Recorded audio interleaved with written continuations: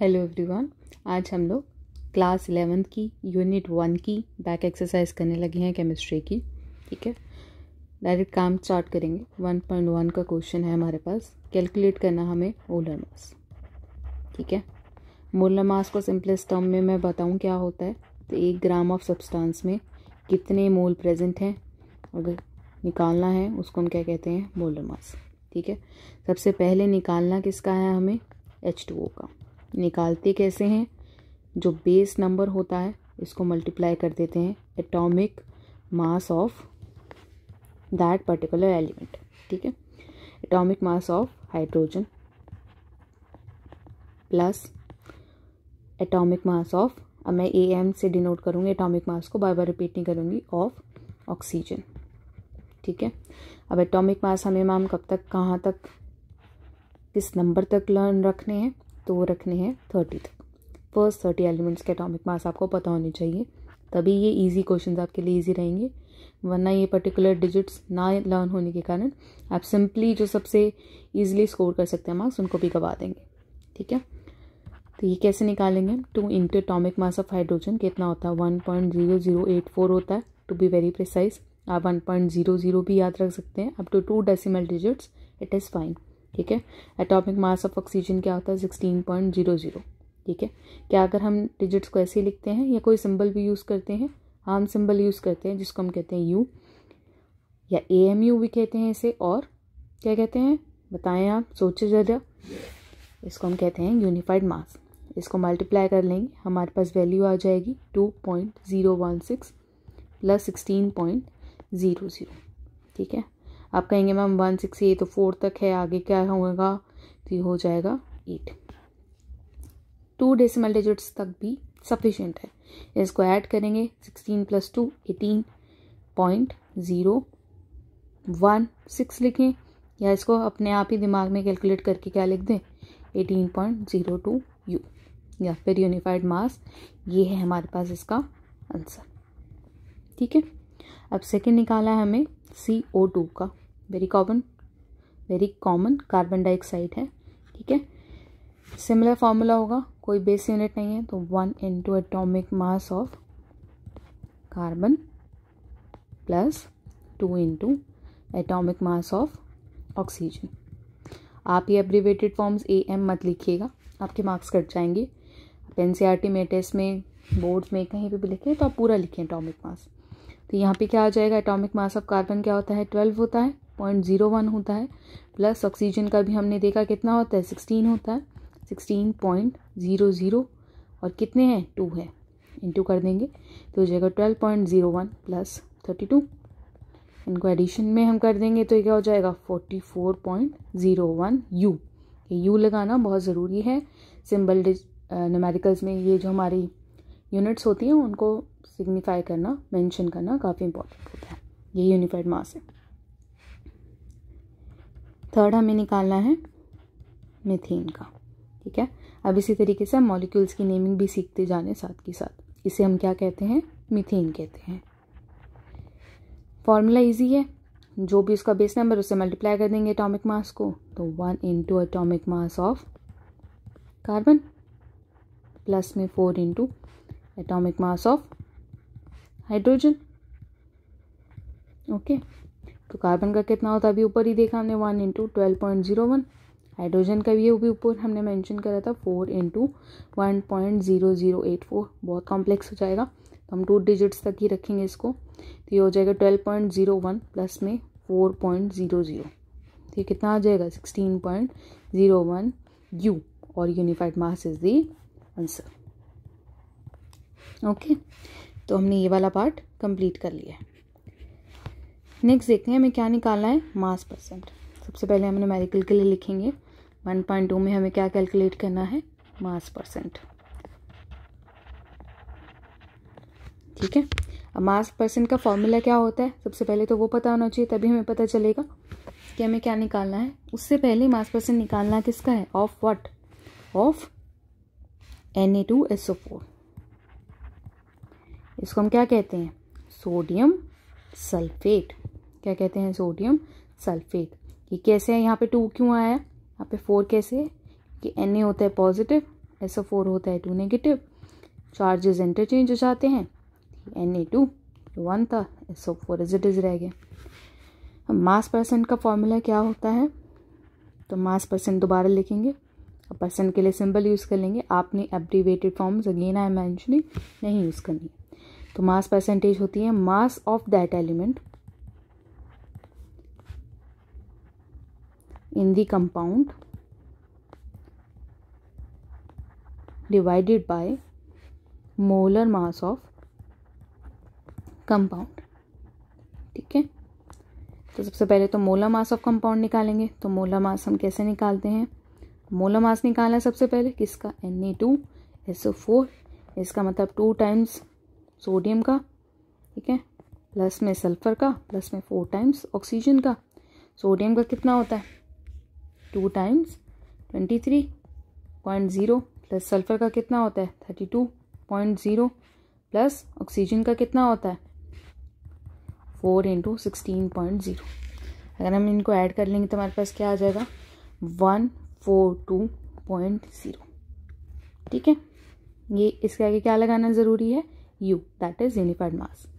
अब हमें नीचे वाली वैल्यू तो पता लग गई, ऊपर वाली वैल्यू या पर्टिकुलर जो हमने मेंशन करी है वही है। मास परसेंट निकालेंगे सबसे पहले किसका, सोडियम का। सोडियम कितने टाइम्स प्रेजेंट है, 2 सोडियम यूनिट्स प्रेजेंट है, सिर्फ सिंगल का मत निकाल लीजिएगा, तो हो जाएगा 2 × 23.0। ये जो हमने मेंशन करा एटॉमिक मास वही क्या है, इनका मास है उस एलिमेंट का, डिवाइडेड बाय ओवरऑल मास 142.0 × 100, क्योंकि हम क्या निकाल रहे हैं परसेंटेज। तो हम जब इसको कैलकुलेट करेंगे तो क्या हो जाएगा 46/142.0 × 100, जो कि क्या आ जाएगा हमारे पास 32.4%। Okay, similarly mass percentage of हमें क्या निकालना है, सल्फर। सल्फर के कितनी यूनिट्स हैं यहाँ पे 32.0 डिवाइडेड बाय 142.0 × 100, तो आ जाएगा अप्रॉक्सीमेटली 22.5 और 6, ठीक है, परसेंट। अब सिमिलरली हम मास परसेंटेज ऑफ क्या निकालेंगे है, ऑक्सीजन। ऑक्सीजन 4 टाइम्स था, 4 टाइम्स 16 कितना होता है बताएं, जल्दी सोचें, 64, ठीक है, डिवाइडेड बाय 142.0 × 100, तो कितनी में वैल्यू आ जाएगी हमारे पास, कैलकुलेट करके देखें 45.05%। ठीक है, नेक्स्ट हमारे पास है क्वेश्चन नंबर 1.3। 1.2 भी हमारा डन हो चुका है। 1.3 क्या कह रहा है, डिटरमाइन द एम्पेरिकल फार्मूला। अब हमें क्या डिटरमाइन करना है, जिससे मैंने अभी बताया, सबसे पहले वो लिखेंगे एम्पेरिकल फार्मूला। ठीक है, एम्पेरिकल मतलब ये जो हमने अभी मेंशन करा ना, ये Na2SO4, ये एम्पेरिकल फार्मूला है, इसे कैलकुलेट करना है हमें। ठीक है, बट अभी क्वेश्चन हमने पूरा नहीं पढ़ा है। ऑफ ऑक्साइड ऑफ आयरन किसका निकालना है हमें empirical formula, oxide of iron, जिसमें 69.9% क्या है, आयरन। तो इसमें आयरन कितना है 69.9%, तो 100 में से 69.9 माइनस कर देंगे, वो ऑक्सीजन का आ जाएगा। तो ऑक्सीजन कितना है हमारे पास 30.1%। ठीक है, ये हमें सब कुछ क्या है गिवन है क्वेश्चन में। ये देखिए, आप ऐसे भी कैलकुलेट निकाल सकते हैं, इतना पढ़ने की जरूरत नहीं है।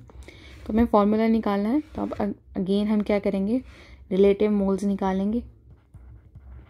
Relative moles of iron in oxide of iron, और हम क्या लिख सकते हैं, आयरन ऑक्साइड डायरेक्ट। ठीक है, तो कैसे निकालेंगे हम लोग, percentage of iron by mass divided by atomic mass. अब हमें परसेंटेज कितना गिवन है, बाय मास निकालना है, फिर एटॉमिक मास निकालना है। तो परसेंटेज कितनी गिवन है 69.9, एटॉमिक मास कितना होता है 55.85, तो परसेंटेज आ गई हमारे पास 1.25।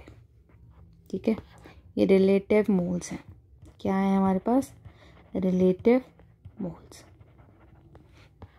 नेक्स्ट है हमारे पास रिलेटिव मोल्स किसके निकालने हैं हमें, ऑफ, देखें क्वेश्चन को, ध्यान रखें, अपना ध्यान ना टूटने दें, ऑक्सीजन की। ठीक है, साथ साथ बोल के आप भी करें, इजी रहेगा आपके लिए। तो हमारे को कितनी परसेंटेज दिए हुए है 30.1, और ओवरऑल कितना होता है ऑक्सीजन का 16, ठीक है, 0.00 टू बी स्पेसिफाइड टू। तो हमारे पास इसकी वैल्यू क्या हो जाएगी, आ जाएगी 1.88। अब हमें रेशियो निकालनी है, तो हम रेशियो कैसे निकालेंगे, 1.25 रेशियो ऑफ 1.88। अगर हम इसको सिंप्लीफाई कर लेंगे तो हमारे पास क्या आ जाएगा, 1:1.5। ठीक है, अब मुझे अगर इसको इक्विवेलेंट करना है, ये सिंपल डिजिट्स में लाना, मैं ये तो नहीं लिख सकती ना Fe 1.5, ऐसा तो कुछ नहीं मेंशन कर सकते हम, O 1.5। तो हम इसको क्या करेंगे, इंटू 2 कर लेंगे ओवरऑल सभी सब दोनों साइड्स को, तो ये हो जाएगा 2। 1.5 का डबल क्या हो जाएगा 3.0। ये किसका था, आयरन का, ये ऑक्सीजन का था। तो आयरन कितने प्रेजेंट है हमारे पास, 2 यूनिट्स, ऑक्सीजन कितना प्रेजेंट है हमारे पास, 3 यूनिट्स।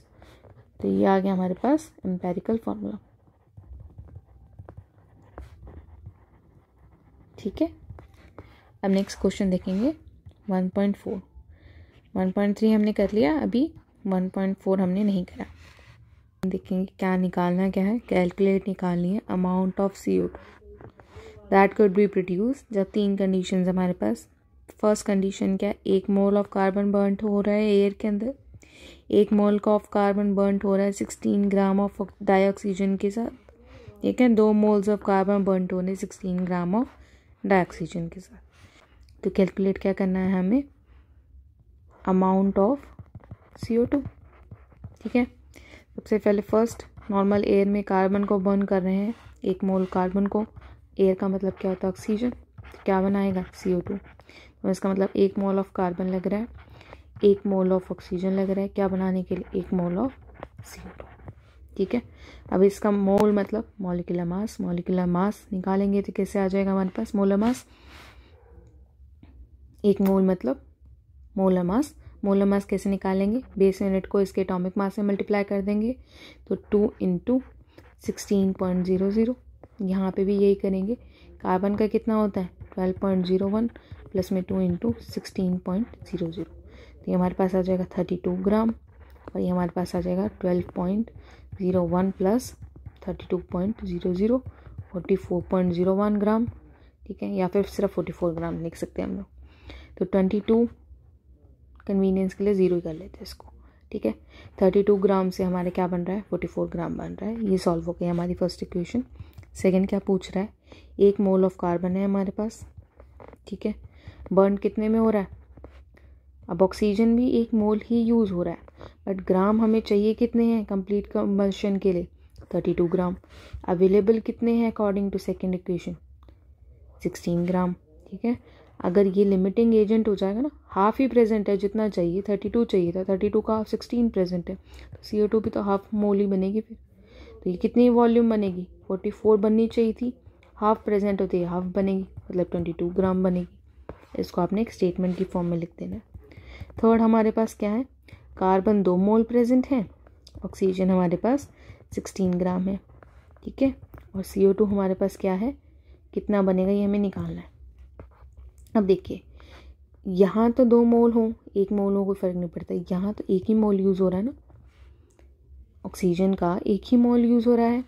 तो यहाँ पे हमारे पास कितना है, होना कितना चाहिए था 32, अवेलेबल कितना है 16। लिमिटिंग एजेंट क्या है, ऑक्सीजन। कार्बन की एक्सेसिविटी से फ़र्क नहीं पड़ता, ऑक्सीजन भी तो उतनी अवेलेबल होनी चाहिए ना, ये चाहे कितना भी प्रेजेंट हो, ये तो लिमिटिंग फॉर्म में ही प्रेजेंट है, हाफ ही प्रेजेंट है, जबकि हमें दोनों की क्वांटिटी डिजाइड 1 मोल चाहिए।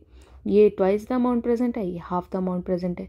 तो जो कम से कम अमाउंट होती है, जो भी एलिमेंट कम अमाउंट में प्रेजेंट होता है उसको लिमिटिंग एजेंट कहते हैं, और उसी के अकॉर्डिंग रिएक्शन प्रोसीड करती है। ठीक है, अब जितना वो होगा लिमिटिंग एजेंट होगा, उतना ही बाकी मटेरियल के काम बनेगा। तो यहाँ पे क्या आ जाएगा हमारे पास, अगेन सेम ऊपर वाला काम हो जाएगा, हाफ प्रेजेंट है तो यहाँ पे 44 ग्राम बनना चाहिए था, बट बनेगा कितना 22 gram. Half of it will be formed because हमारे पास 0.5 मोल ही ऑक्सीजन प्रेजेंट है, और ऑक्सीजन एक लिमिटिंग एजेंट है। ठीक है, अब हम लोग नेक्स्ट क्वेश्चन सॉल्व करेंगे 1.5। ठीक है, क्या कह रहा है, क्या कैलकुलेट करना है, मास निकालना है सोडियम एसीटेट का। ठीक है, सबसे पहले तो हम क्वेश्चन ही लिखेंगे, अगेन नेक्स्ट पेज पे करते हैं। 1.5 मास ऑफ सोडियम एसीटेट। मैं शॉर्ट फॉर्म में लिख देते हैं यार, मुझे हैबिट है, बट आप लोग पूरा कंप्लीट फॉर्म में लिखिएगा या फॉर्मूलाज लिख लीजिएगा, बेटर रहेगा। CH3COONA। ठीक है, कितना चाहिए हमें मास ऑफ सोडियम एसीटेट क्या बनाने के लिए, 500 ml of 0.375 molar aqueous solution. ठीक है, मोलर मास दिया हुआ है सोडियम एसीटेट का, कितना है मोलर मास, हमें कैलकुलेट करने की ज़रूरत नहीं है, इन्होंने डायरेक्टली दिया हुआ है 82.0245 ग्राम्स पर मोल। ठीक है, तो इसके लिए हम पहले क्या करेंगे, निकालना क्या है, देखिए ये जनरली मोलारिटी कितने की होती है, 1000 मिलीलीटर के अंदर दी होती है ना, तो ये 0.375 1 लीटर या 1000 मिलीलीटर दी किसके विद रिस्पेक्ट टू होती है, 1000 की। ठीक है, तो 1000 मिलीलीटर निकालने किसके विद रिस्पेक्ट टू है, 500। अगर हम इसको कैलकुलेट करेंगे तो हमारे पास वैल्यू आ जाएगी 0.1875 मोल्स। ओके, अब हमें मोलर मास सब कुछ दिया हुआ सोडियम एसीटेट का, रिक्वायर्ड क्या होगा हमारे पास, रिक्वायर्ड मास क्या है हमारे पास 0.1875 मोल्स को मल्टीप्लाई कर देंगे इससे 82.0245 ग्राम पर मोल। ठीक है, जब आप इसको कैलकुलेट करेंगे तो आपके पास वैल्यू आ जाएगी, ये मोल में है, ये पर मोल है, तो ये वैल्यू कट जाएंगी, वैल्यू आएगी ग्राम में, कैलकुलेट करके देखेंगे तो इसकी वैल्यू आएगी 15.38। जैसे मैंने ऊपर भी बताया, up to 2 decimal digits it is fine, इतना ही सफिशिएंट होता है, इसके आगे कैलकुलेट करने की ज़रूरत नहीं होती है। ठीक है, तो आप चाहें तो इसका भी इतना डिजिट्स लिखकर मल्टीप्लाई कर सकते हैं, तो हमारा 1.5 भी हो गया। अब नेक्स्ट हमारे पास क्वेश्चन है, calculate the concentration of nitric acid in moles per litre in a sample which has a density of 1.41 gram milliliter inverse and the mass percent of nitric acid in it being 69%। ठीक है, ऐसे question आज अब मैंने आपको जानबूझ के पढ़ के दिखाया कि अगर आप क्वेश्चन अलग पढ़ेंगे, सिर्फ पढ़ते रहेंगे तो आपका टाइम वेस्ट होगा, लेकिन अगर आप क्वेश्चन के साथ साथ लिखते रहेंगे तो आपका टाइम वेस्ट नहीं होगा। आप साथ के साथ लिखते रहेंगे तो आपको पता चलेगा कि क्वेश्चन में क्या गिवन है और क्या निकालना है। हमें निकालनी है कंसंट्रेशन। ठीक है, इस पार्ट में हमें क्या निकालनी है, कंसंट्रेशन ऑफ नाइट्रिक एसिड। तो इसके लिए आपको फार्मूला पता होना चाहिए, नाइट्रिक एसिड का क्या फार्मूला होता है, HNO3। ठीक है, कितना इन मोल्स, किस में निकालने हैं, उन्होंने बोला है मोल्स पर लीटर। ठीक है, किस में, एक सैंपल में जिसकी डेंसिटी दी हुई है हमें, डेंसिटी कितनी है 1.41 ग्राम ml इनवर्स। ठीक है, मास परसेंट भी दिया हुआ है। ठीक है, किसका, नाइट्रिक एसिड का, HNO3 का, कितना दिया हुआ है 69%। ठीक है, इसका मतलब 100 ग्राम ऑफ नाइट्रिक एसिड में कितने ग्राम ऑफ नाइट्रिक एसिड प्रेजेंट है, 69 ग्राम ऑफ नाइट्रिक एसिड प्रेजेंट है बाय मास। ठीक है, अब मोलर मास निकालेंगे सबसे पहले, मोलर मास, क्योंकि क्या निकालनी है हमें, कंसंट्रेशन निकालनी। मोलर मास कैसे निकालेंगे, HNO3 का 1 प्लस में नाइट्रोजन का कितना होता है 14 प्लस 3 इंटू 16 लिख सकते हैं आप लोग। तो जब हम इसको ओवरऑल समराइज करेंगे तो 1 + 14 + 48 जो कि हो जाएगा 63 ग्राम मोल इनवर्स या पर मोल। ठीक है, तो नंबर ऑफ मोल्स निकालने हैं अब हमें, नंबर ऑफ मोल्स किसके इक्विवेलेंट हो जाएंगे, किस में निकालने हैं, इन 69 gram of HNO3 nitric acid. ठीक, कैसे हो जाएगा 69 डिवाइडेड बाय 63, मोल्स का भी हमने ऊपर भी फॉर्मूला पढ़ा था। ठीक है, तो हम इसका ग्राम, रिलेटिव अबंडेंस या परसेंटेज जो भी गिवन है उसको क्या डिवाइड करते हैं, उसके मोलर मास से डिवाइड करते हैं। तो हमारे पास कितने वैल्यू आ जाएगी, ग्राम में है, ग्राम मोल इनवर्स में है, तो हमारे पास वैल्यू आ जाएगी 1.095 मोल। इनवर्स में है, ऊपर चला जाएगा तो मोल हो जाएगा। ठीक है, अब वॉल्यूम निकालेंगे हम, क्योंकि हमारे पास क्या गिवन है, डेंसिटी। तो volume of 100 gram of nitric acid solution कैसे निकालेंगे, mass of solution divided by density of solution. Mass हमने अभी निकाला है, 100 ग्राम में निकालना है। डेंसिटी कितनी गिवन है, चेक करिए, ये रही डेंसिटी 1.41 ग्राम ml इनवर्स। तो ग्राम से ग्राम तो कट जाएगा, बाकी के वैल्यू सॉल्व करेंगे। हमारे पास क्या आएगी, 70.92 मिलीलीटर। मिलीलीटर इनवर्स है ना, तो ऊपर आ जाएगा वो, जो कि इक्विवेलेंट हो जाएगा। अगर हम इसकी रेशियो सॉल्व करें या लीटर में अगर कन्वर्ट कर दें मिलीलीटर को टू लीटर, तो क्या हो जाएगा, 70.92 इंटू 10⁻⁻3, क्योंकि 1 लीटर में 1000 मिलीलीटर होते हैं। ठीक है, तो हमारे पास क्या आ जाएगी, वॉल्यूम किसमें, लीटर में। ठीक है, अब हमें कंसंट्रेशन निकालनी है। अब कंसंट्रेशन क्या होगा, कंसंट्रेशन के लिए हम किससे डिवाइड करेंगे, मोल्स को डिवाइड करेंगे। 1.095 को डिवाइड करेंगे किससे, वॉल्यूम से। ठीक है, कंसंट्रेशन क्या होती है, मास बाय वॉल्यूम। डेंसिटी क्या होती है, मास बाय वॉल्यूम। ठीक है, तो वॉल्यूम निकालने हमने 70.92 इंटू 10⁻³ लीटर में किस लिए कन्वर्ट करा है, क्योंकि हमारे पास किस में है, मोल में, स्टैंडर्ड यूनिट्स में। तो स्टैंडर्ड यूनिट्स में सबको इक्विवेलेंट की यूनिट्स में लाकर ही हम डिवाइड कर सकते हैं। ठीक है, तो जब आप इसको सॉल्व करेंगे तो आपके पास वैल्यू आ जाएगी 15.44 मोल पर लीटर। ओके, तो कंसंट्रेशन क्या हो गई, नाइट्रिक एसिड मोल पर लीटर या फिर मोल लीटर इनवर्स, ऐसे भी लिख सकते हैं। ठीक है, तो हमारे पास 1.6 भी सॉल्व हो गया। तो आज की वीडियो यहीं तक के लिए थी। Thank you.